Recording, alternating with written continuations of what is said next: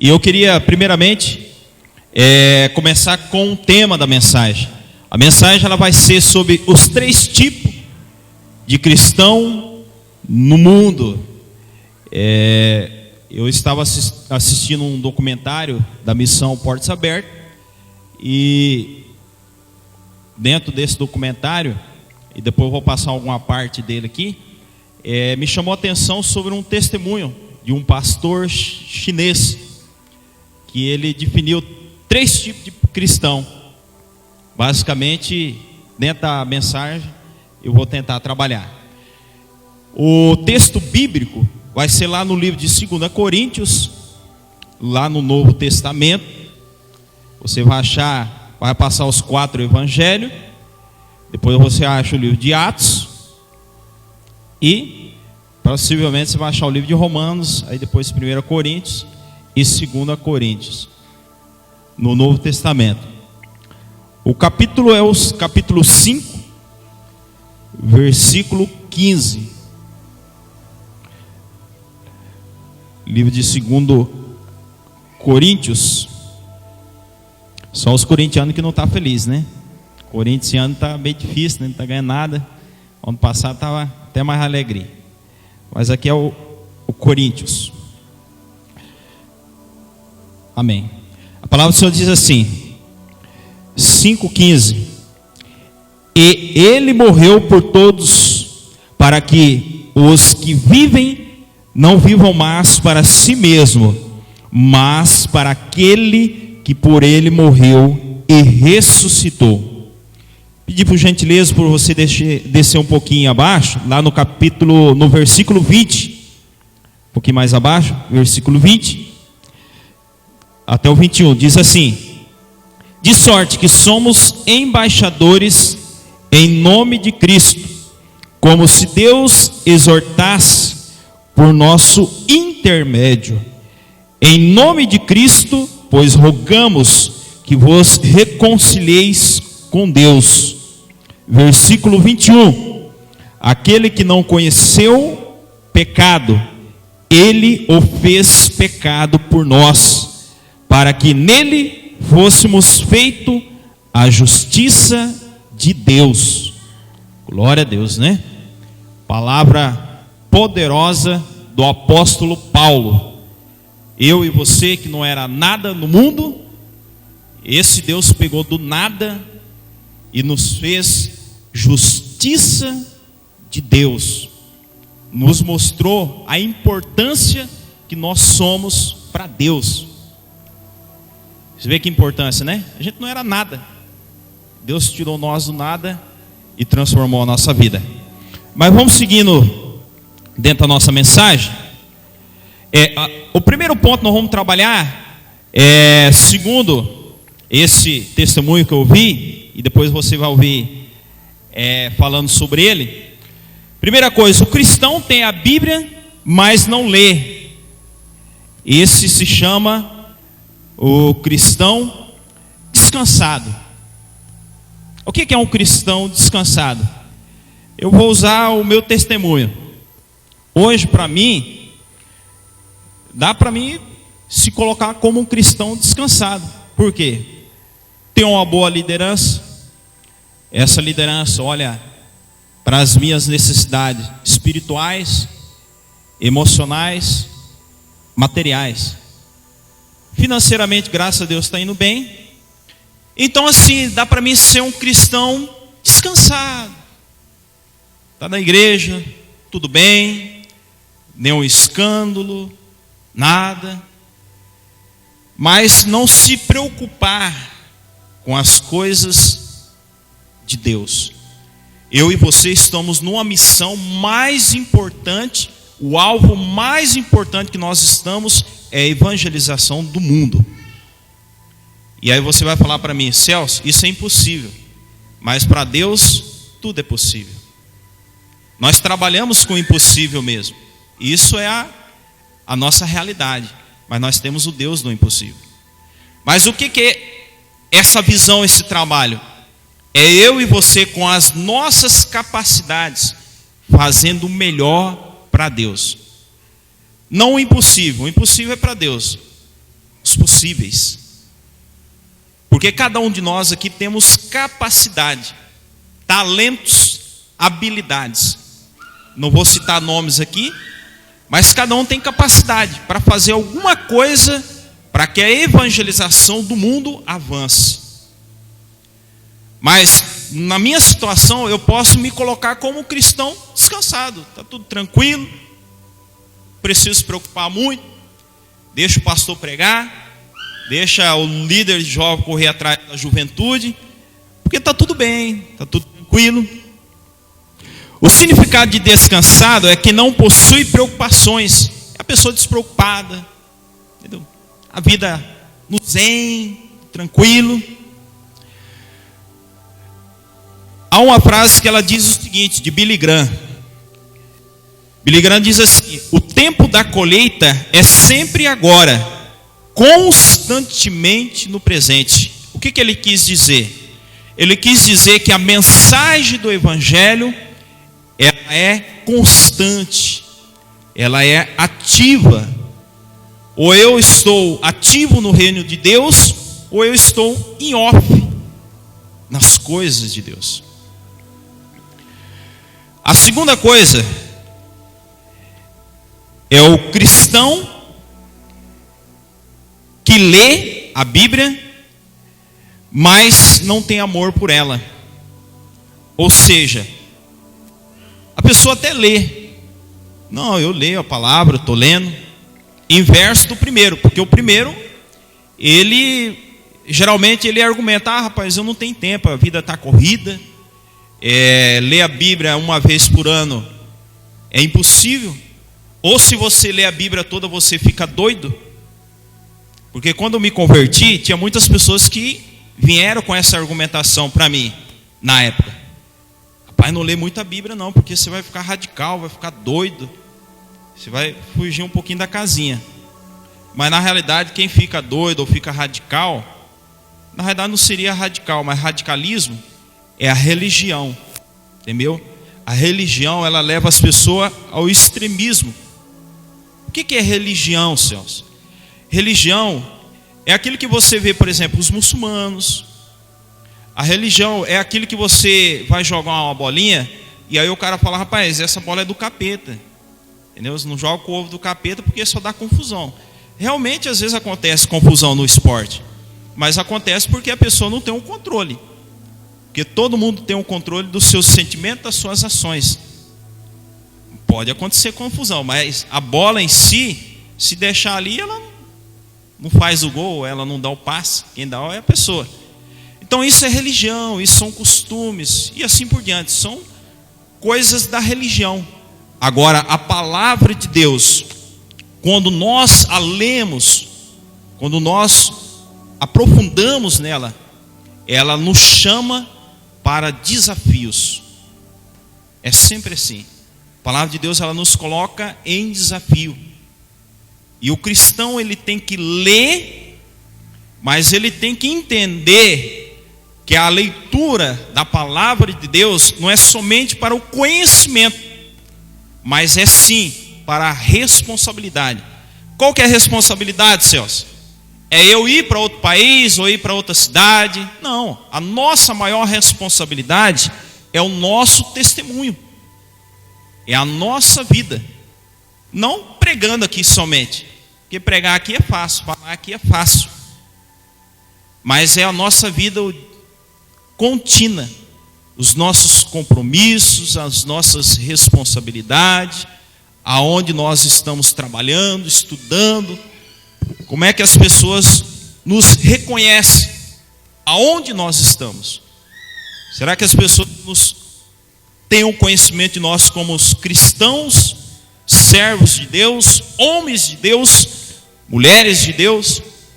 Ou nos conhecem por simplesmente alguém que é amigo do Evangelho, que ainda está há anos na igreja, mas não tem um compromisso com Deus? O nosso maior testemunho é a nossa vida. A sua família só vai se converter com o tempo, pelo seu testemunho. os seus amigos só vão seguir o seu passo, e você vai fazer deles discípulos de Jesus pelo seu testemunho, seja bom, seja ruim. O cristão lê, mas não tem muito o amor pela palavra. É o cristão cansado. Ele está cansado. Muita coisa. A obra de Deus para ele é um peso. As responsabilidades do evangelho não é para ele, é para o líder maior, porque o líder estudou, se preparou. A obra maior é para o líder de jovem, é para os obreiros, os missionários, o pastor. Mas na realidade cada um tem a sua função dentro do corpo, que é a igreja. Mas todos nós somos importantes na obra de Deus. O que nos faz essa importância maior é a nossa ação, é a nossa decisão, é o nosso agir em Deus. Há um testemunho que diz o seguinte: uma certa vez um homem viajando em uma carroça, e ele indo para determinado lugar, e ali encontrou uma senhora, aquela senhora com alguns sacos na costa, levando algumas coisas dentro daquele saco, e aquele saco bem pesado, e aquele homem com aquela carroça, ele viu aquela senhora e condoeu no seu coração, e ele falou: senhora, a senhora não quer uma carona? Estou de carroça aqui, tem um espaço para a senhora levar, para você ir. E aquela senhora não quis ir naquela carona e continuou naquele saco, levando. E aquele homem insistiu de novo, falou: mas minha senhora, você pode, tem um espaço aqui, cabe esse saco, eu estou vendo que está pesado para a senhora, e a senhora pode ir junto nessa carroça comigo. E aquela mulher, não querendo incomodar, e disse: meu senhor, você já está me ajudando por essa carona, mas ainda eu quero continuar carregando esse. Às vezes nós estamos no evangelho, dentro da igreja, com fardos pesados, com lutas, com dificuldades, atritos, e sendo que dentro do corpo há pessoas que podem nos ajudar, que podem nos auxiliar a carregar esses fardos. Na vida nós não conseguimos seguir a nossa caminhada cristã sozinho. Nem Jesus caminhou sozinho. Um dos maiores reis de Israel, Davi, não caminhava sozinho. Sempre tinha pessoas para ajudar. Aí às vezes a pessoa fala: mas eu não confio no homem, eu não confio na mulher. Que as pessoas geram decepções.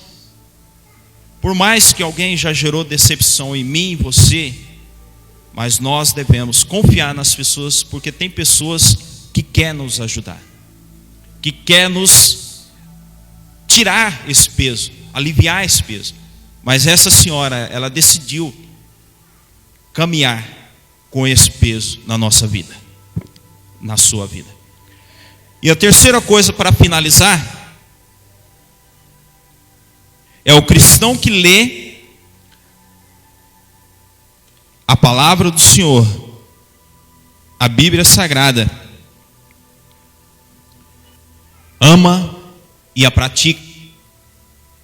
É o tipo de cristão que muda o mundo. É o tipo de cristão que transforma aonde ele está. Não pelas suas palavras, por muito falar, mas a sua simplicidade na sua vida.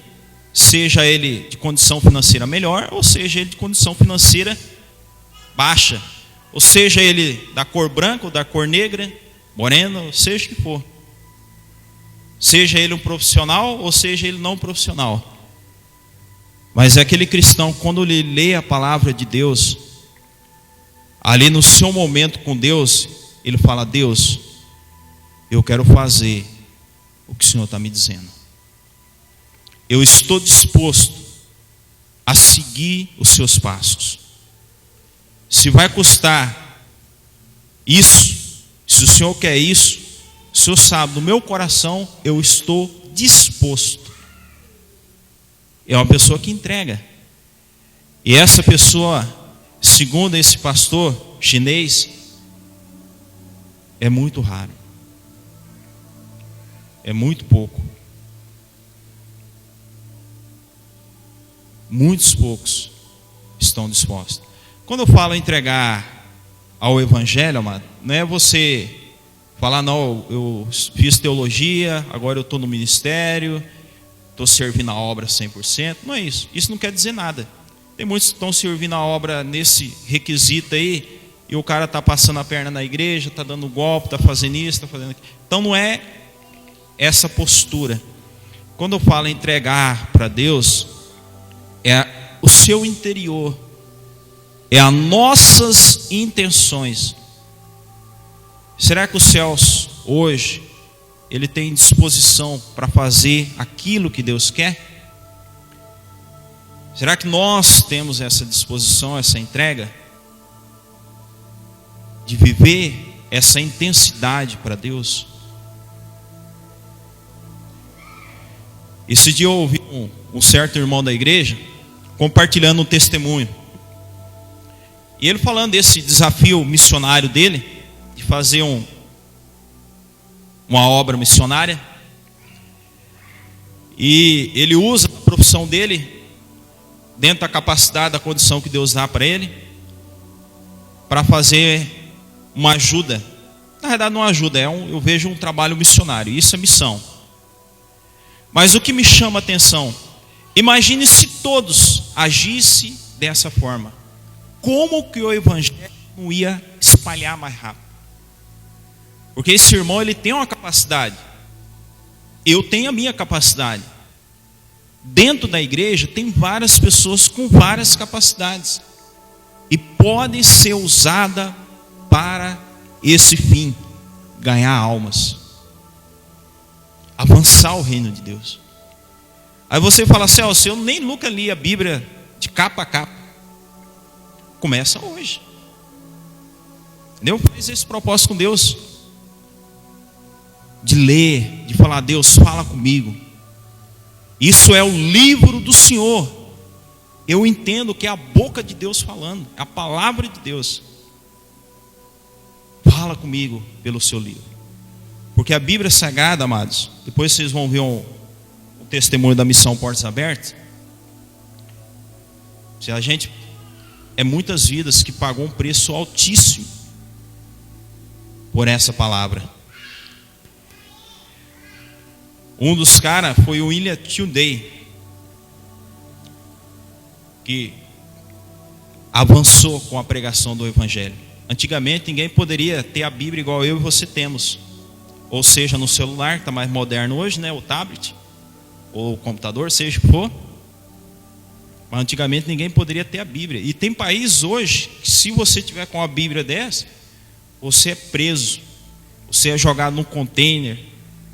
Imagina o sol do Mato Grosso, já é quente. Agora imagina o sol no deserto. Você passar frio na madrugada, e aí você, durante o dia, morrer ali dentro, queimado, praticamente assado, né? Mas por quê?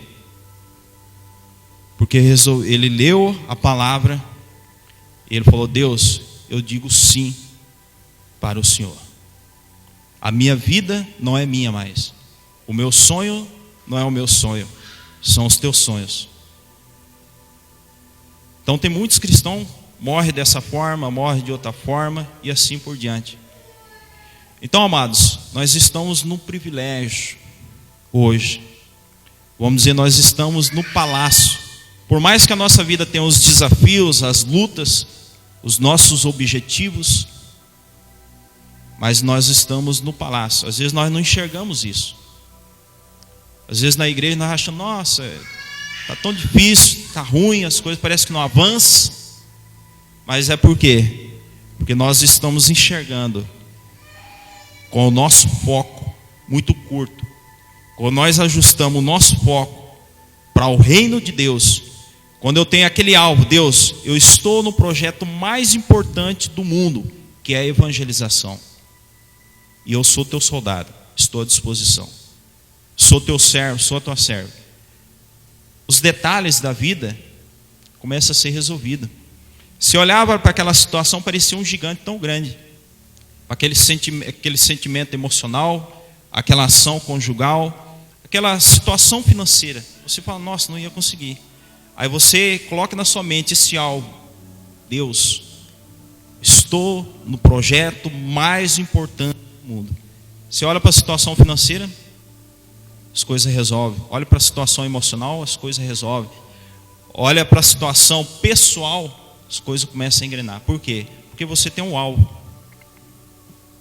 Você tem um alvo. Fazer a vontade de Deus. Queria pedir para o Geilson.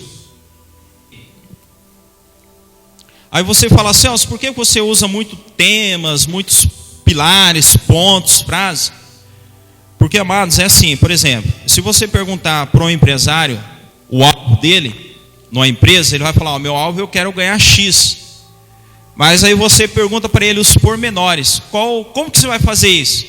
Ele vai te dar os pontos, eu vou ter que fazer isso, economizar nessa área, eu tenho que fazer um investimento em tal situação, porque ali vai render mais e daquela eu posso vender, posso fazer isso.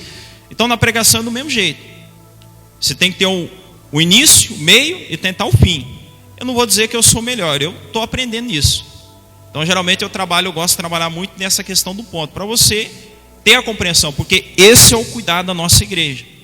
De você estar aqui, mas você ter a compreensão da mensagem.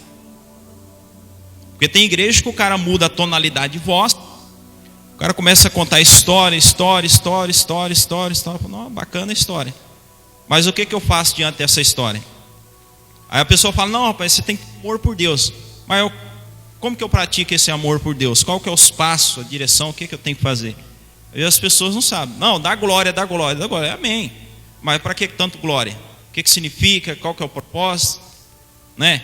Porque tem igreja que você vai assim, se todo mundo glória, fica aquele. Então a palavra de Deus, ela é clara, ela é objetiva, ela é um direcionamento. É esse livro perigoso. Amém? Aí, amado, ele vai ser 16 minutos. Ele vai falar sobre um requisito da perseguição, mas vai falar sobre esse tema da minha mensagem, sobre a leitura da palavra de Deus. Daqui a pouquinho eu volto. África Oriental.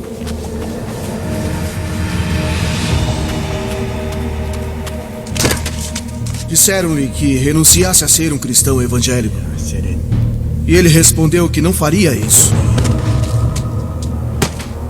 Disseram-lhe, não volte mais a orar. Ele apenas olhou para eles. Como deixar de orar? Disseram-lhe que haveria problema se ele continuasse a falar de Jesus para os prisioneiros. Disseram-lhe que seria torturado se insistisse em ler os trechos da Bíblia contrabandeados na prisão. Disseram-lhe que o livro era a causa de todos os seus problemas. Disseram-lhe, desista! Desista, pois é perigoso.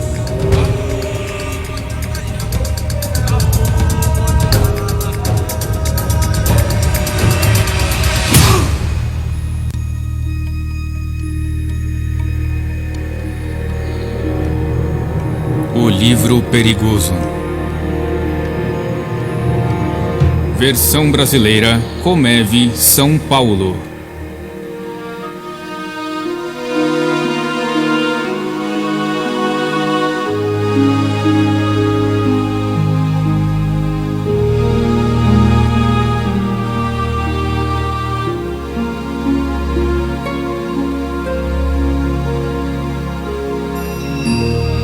Não parece tão perigoso, mas Isaac, o prisioneiro que acabamos de ver, discordaria. E não apenas ele, mas milhares em seu país, Eritreia, como milhares no mundo afora, afirmam que este livro é um perigo muito grande. Para esses cristãos, o que vocês verão agora seria considerado um milagre. Observem.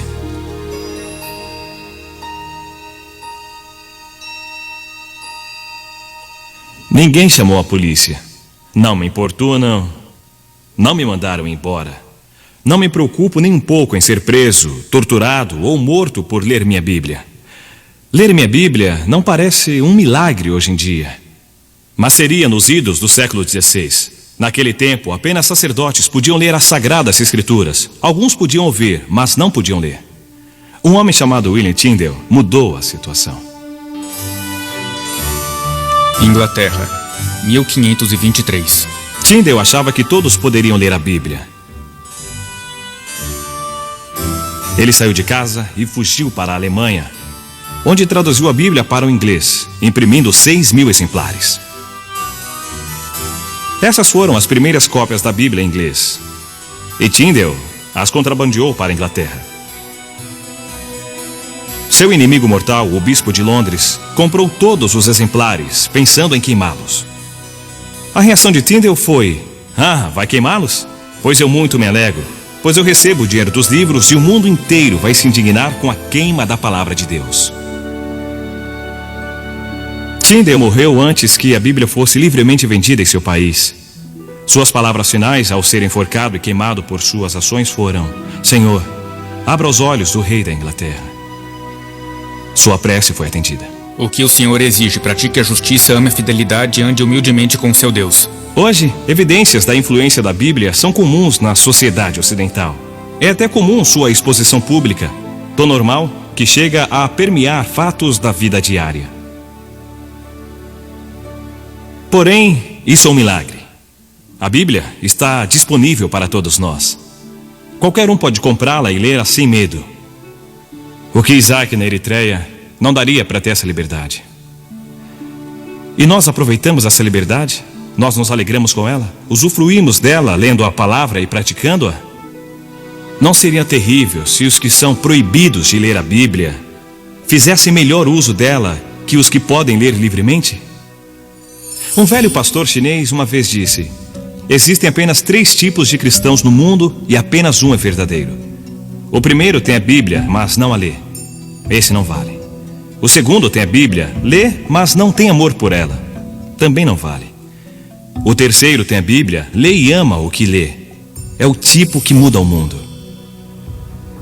Então, deixando escapar uma pequena lágrima, ele acrescentou: mas esse tipo de cristão é muito raro. O que acontece quando temos a Bíblia, a lemos e a amamos? Vamos conversar com alguém que fez as 3 coisas e mudou o mundo. Seu nome é Irmão André.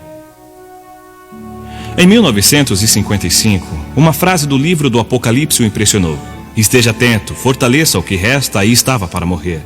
Ele viu a luta dos cristãos perseguidos na Europa Oriental e respondeu ao chamado do Senhor para que fizesse algo que cristão ocidental nenhum fizera até aquele momento: contrabandear a Bíblia para dentro da cortina de ferro. Com Bíblias empilhadas dentro de um Fusca, o irmão André dirigiu até a fronteira, sussurrando uma oração que ficou famosa: Senhor, fizeste cegos enxergarem. Por favor, segue os olhos dos que veem.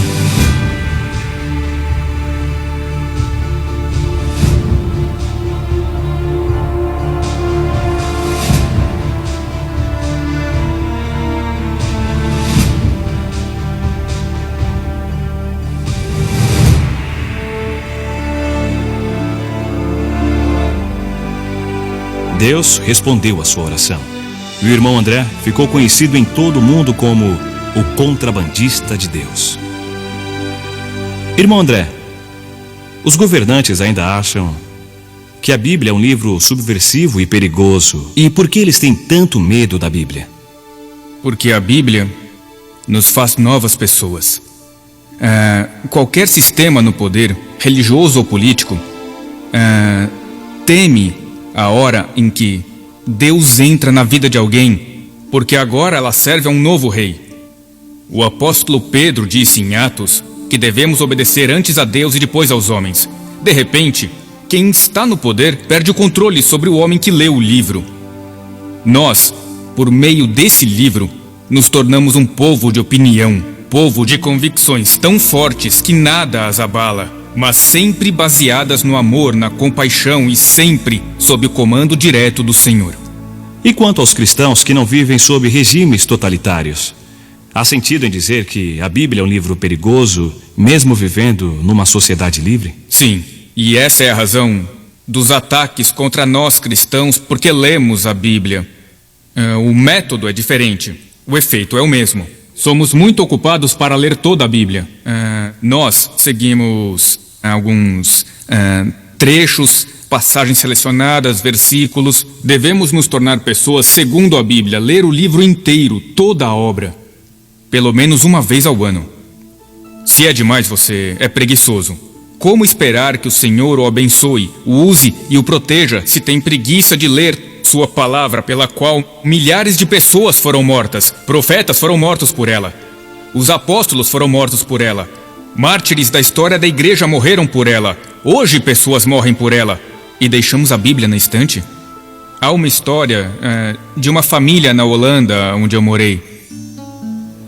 Um pequeno garoto encontrou a Bíblia da família coberta de pó.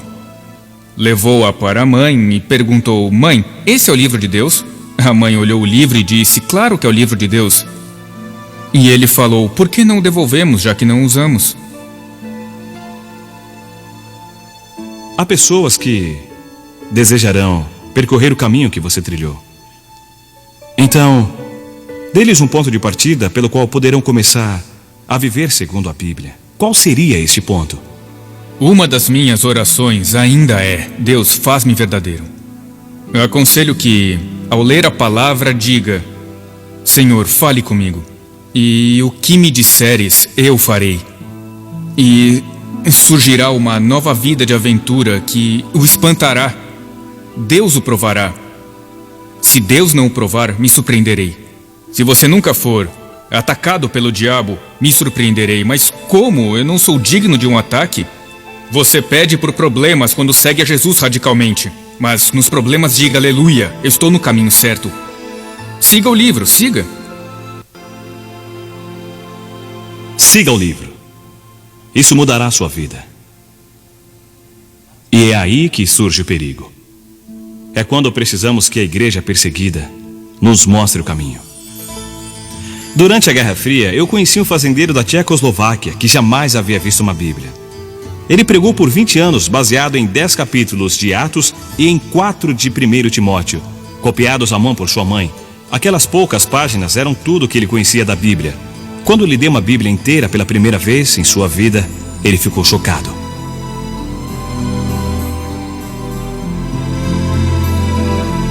Ele me disse: agora terei muito mais problemas. Agradeço por ter me dado o livro mais perigoso do mundo. E depois ele perguntou: você tem esse livro há muito tempo? Diga-me, que belos problemas ele lhe causou. Que pergunta! Foi direto ao meu coração. Que belos problemas a Bíblia lhe causou. Ela deveria causar problemas para todos nós? Será que a Bíblia já me pôs em perigo? Ou é apenas um chamado aos irmãos Andrés deste mundo e daquele pastor tcheco? Parece coisa da Guerra Fria. Mas na verdade, não é tão fácil gostar deste livro. Muitos de nós passamos por períodos talvez inevitáveis em que achamos a Bíblia um tanto difícil, entediante, diriam alguns. Respeitamos o livro, mas não o lemos muito. Não é fácil admitir o fato.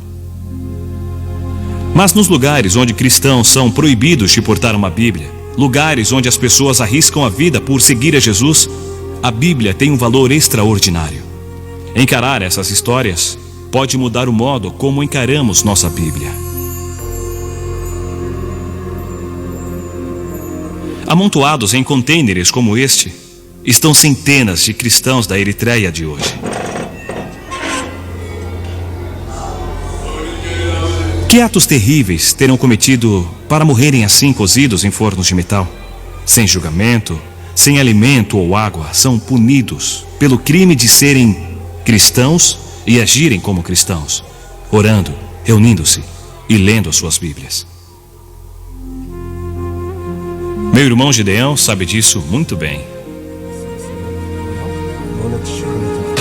Em 2004, o comandante desistiu. Isaac foi enviado para a prisão na capital, Asmara. Ele ainda está preso. Isaac tem apenas 26 anos. Jamais conheceu um dia sem perseguição.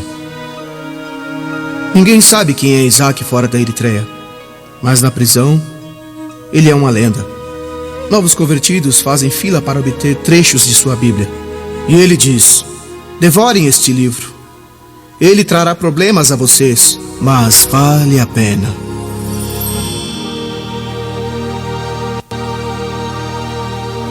Passou muito tempo desde que Tyndale morreu por contrabandear Bíblias para a Inglaterra. Perseguição por ler a Bíblia já é passado na Inglaterra. Mas a história de Isaac abre os meus olhos para uma incrível liberdade que eu desfruto. Liberdade que Isaac jamais terá. Não sei quanto a vocês, mas a realidade de Isaac sofrendo na prisão de Eritreia abala o meu mundo confortável. Muda a minha visão da Bíblia, transforma a seriedade do meu compromisso.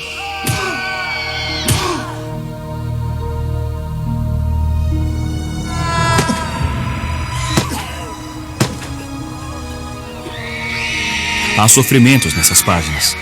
Sangue foi derramado e é derramado para que cristãos possam ler este livro. Lembrar-me disso muda tudo. Este é meu pacto de Isaac.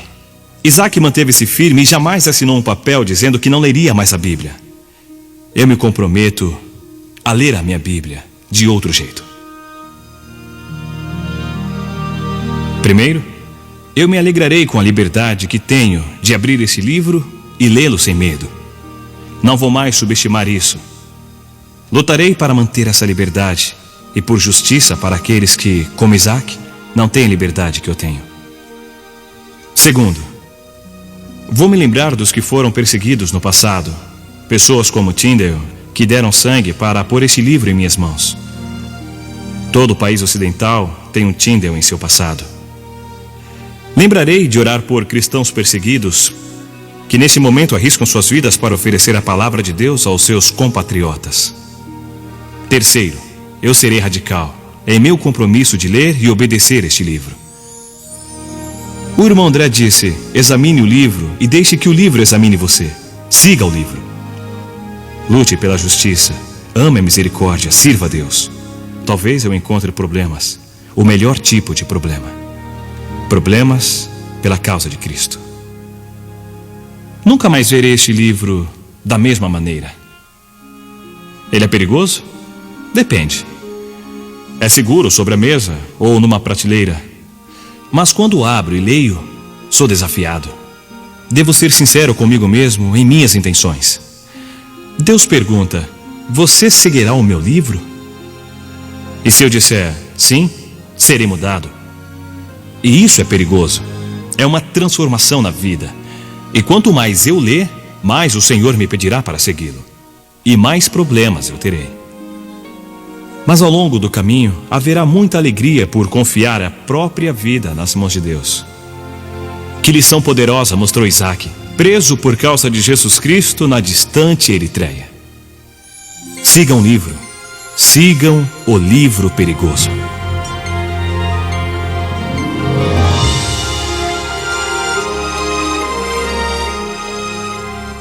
Amém? Vamos colocar de pé. Glória a Deus. Deve fechar os seus olhos.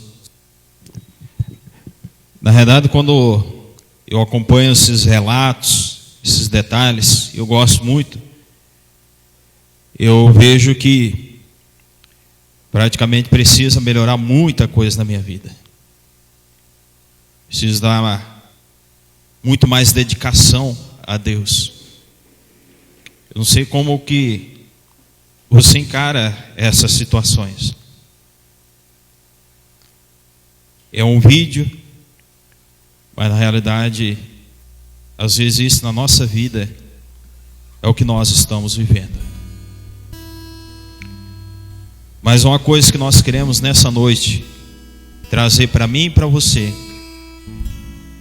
não é jogar uma cruz aonde você não pode carregar.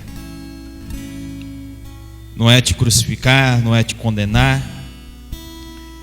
A igreja do Senhor está para orientar. A igreja está para direcionar o caminho, a palavra de Deus.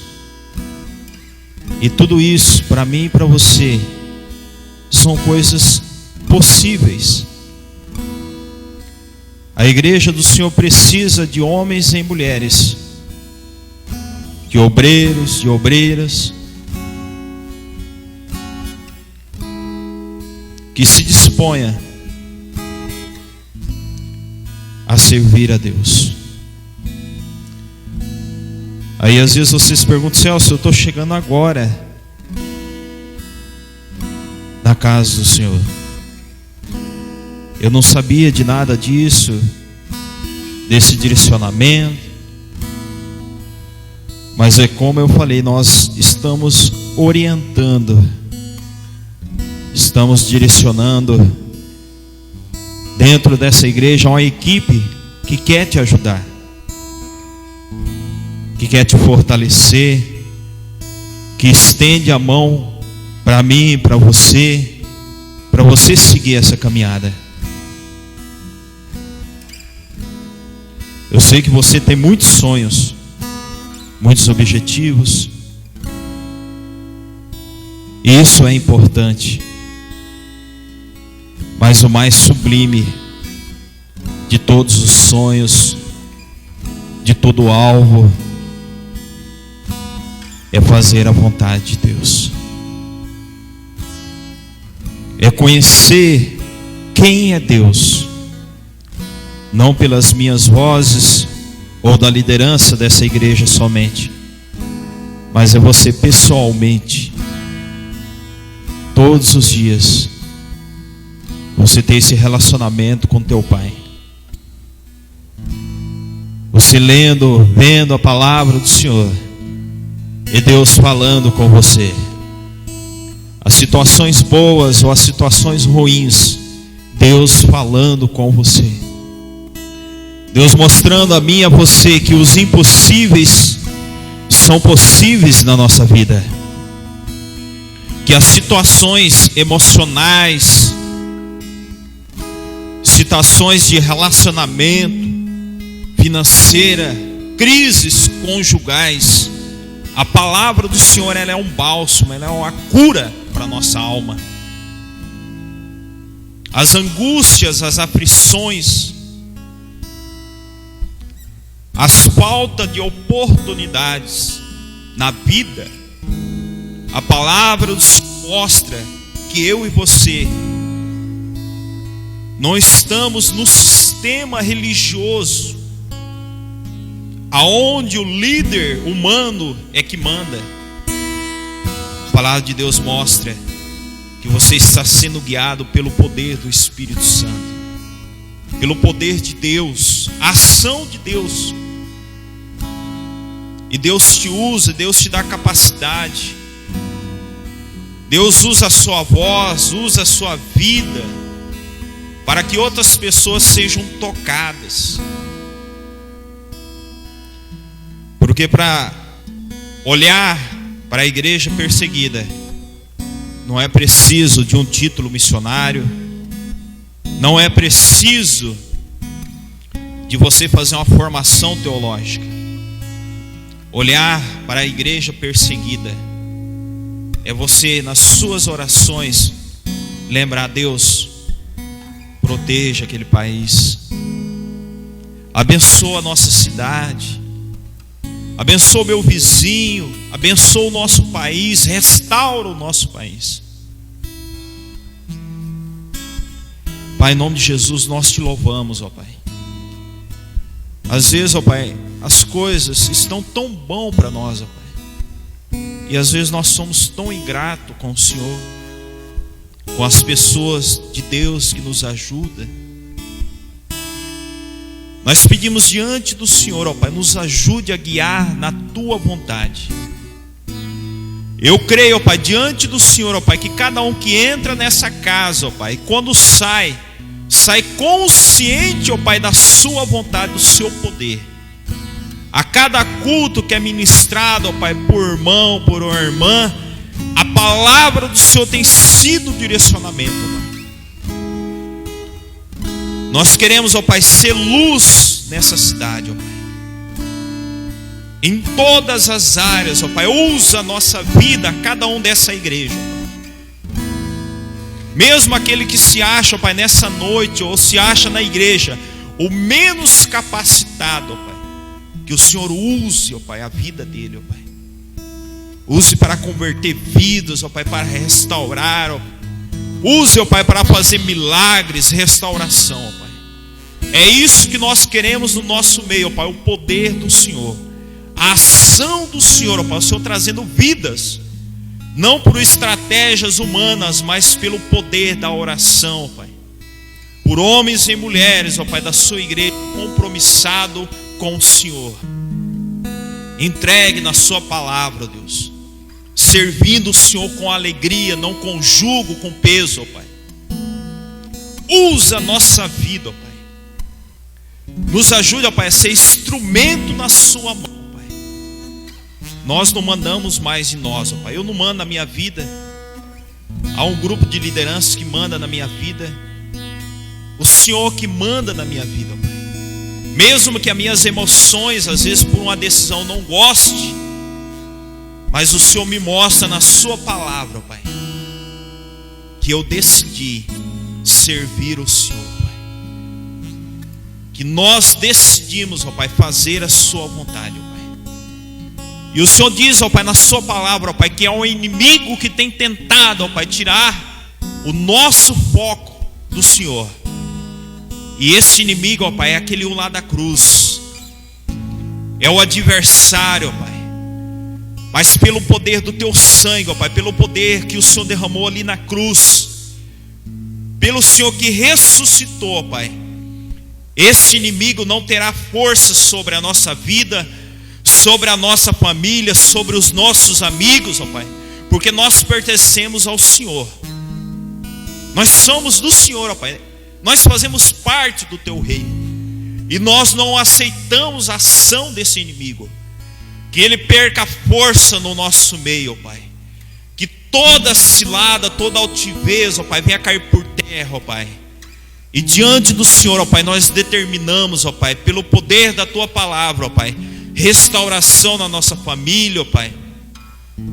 Conserto, ó Pai, nos nossos vizinhos, ó Pai, buscando a tua presença, Deus. Porque às vezes, ó Pai, nós estamos encontrando os impossíveis da vida. Mas pelo poder da tua palavra, pelo poder da oração, o Senhor vai fazer possível, Pai. E muitas vidas, ó Pai, através de nós, no dia que nós estivermos com o Senhor aí no céu, Pai. Diante, ó Pai, desses homens perseguidos ou não perseguidos, diante, ó Pai, dos teus profetas, dos reis,